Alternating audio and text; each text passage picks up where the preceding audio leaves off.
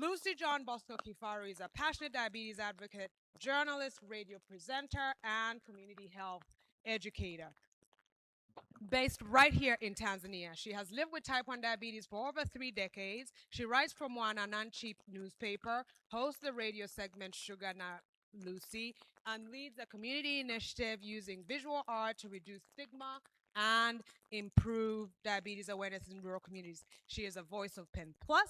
She's also trained as a warrior educator with the one and only Sonia Nevada Foundation. So you know that's important to me, which makes her presence on this panel particularly meaningful to me personally. Lucy, you have engaged and interacted with the health system for over 30 years. No perspective is more important than yours. So please, a hand of applause for Lucy.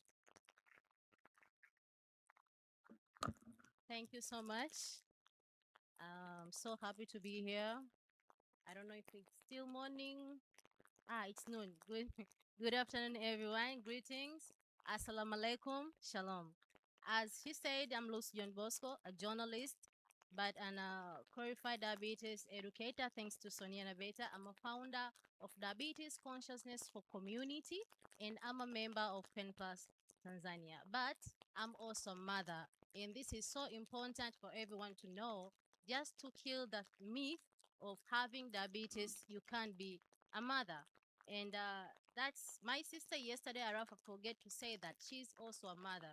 So we always use that to kill that myth that once you have diabetes or sickle cell, you can be a mother. Today I'm here to share my lesson from my living experience, the reality of navigating health system and people living with NCD in order to have a healthy lifestyle. Living diabetes, I've been living with diabetes more than 20 years, and I also have asthma since birth. But I came to realize that having diabetes and asthma is something that it's a journey that it will never stop. It's a living journey. So it's something that it's in me, and I did learn how to educate myself to know to give myself enough, not even enough, but right education, knowledge on how to live with these conditions. That's to say, knowledge is power. As we continue reading, but not reading, navigating, not only that, but also discovering ourselves, how we're going to live, because every day is different.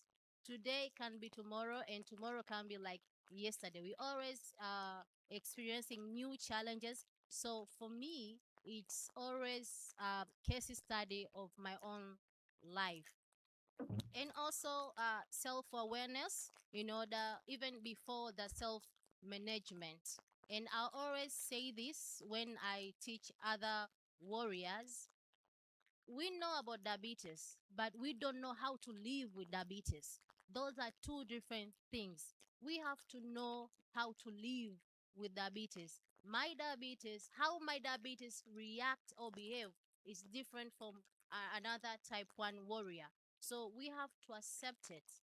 Before even knowing how to live with it, we have to accept it. And here, if there is anyone living with type 1 warrior at home, you have to know that diabetes is a part of life.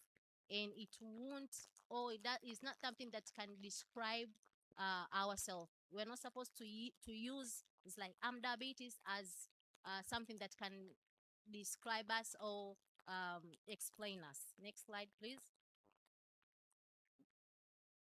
Here we talk about self-stigma.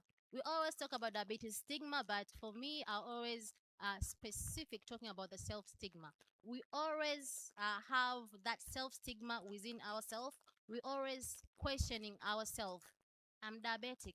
Will I be able to be this? I'm diabetic. Will I able to do this?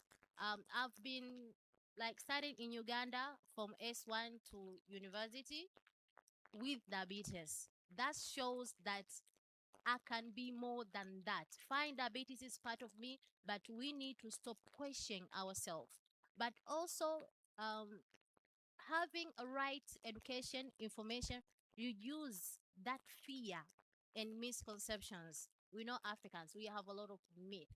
So if we have right education, right information on how to live with diabetes, can reduce that fear and can like take away the self stigma that we always give ourselves. But also, patients learn best from sharing experience. I remember when I started Pen Plus, visiting the clinic, Kondoa and Karatu, the first thing was like I wanted them to start introducing themselves, sharing their lifestyle living diabetes. I wanted that because for me, sharing experience can take us from one point to another and it brings that belonging. Oh, so we are belonging together. But also, most of youth do experience the self stigma. At the youth living with diabetes is not easy. So here especially I want to talk to the doctors. Even if we come like to our clinic visit, you find our sugar is high, don't start judging us. We are going through a lot. And as youth, I'm telling you, we are going through a lot. We sometimes feel ashamed. We don't like people to seeing like injecting ourselves. So please don't judge us. Just talk to us nicely so that we can open up to you. Peer support. This is a very important aspect. As my sister said that I think peer support can help us take us from one place to another. Can help us discovering us more. Discovering not only discovering can help us to know ourselves more. So that's also is an important aspect. Next slide, please.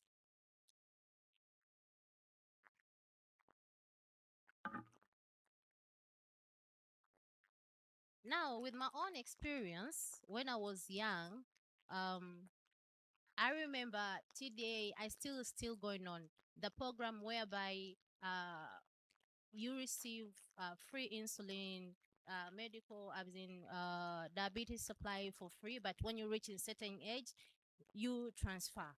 Now that's bring up the challenge. I think we need first to be educated that hey, now you are in this program, you are giving this for free, but when you reach a certain point, certain age, you have to now depend on your own self.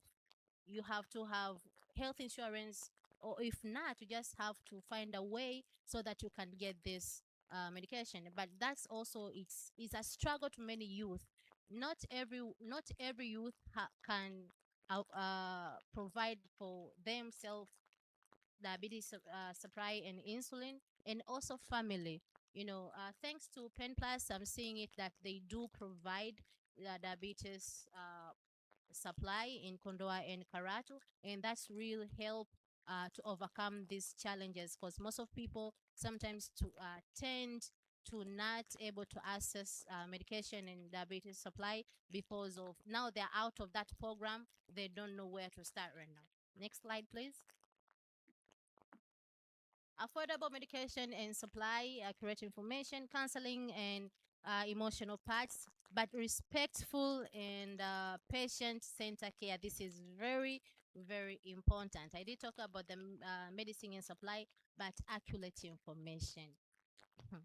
Here in Tanzania, we tend to have a lot of doctors. We tend to have a lot of nutrition in the social media that believe once you are diabetic, you can't eat this, you can't eat that, you can't eat a lot of things. But they forget that sometimes it's not about what you eat, is about how you eat what you eat. And I think if we have any Tanzania nutrition here, I think this is a very important aspect because you advise us maybe to eat, not to eat sweet potatoes. But where I'm from, we have sweet potatoes. You need to educate me. How am I going to eat that sweet potato without even raise up my sugar? So if there is any nutrition aspect here, that's something that you need to figure out because misinformation is really drive us crazy. But counseling, it's also something that we really need.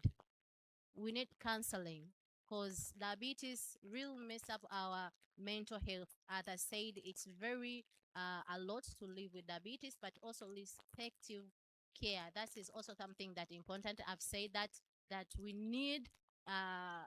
You need to listen to me, not to judge me. to respect what I'm telling you, so that you can come up with a very useful solution of what I'm going through. Next slide. I'm finishing.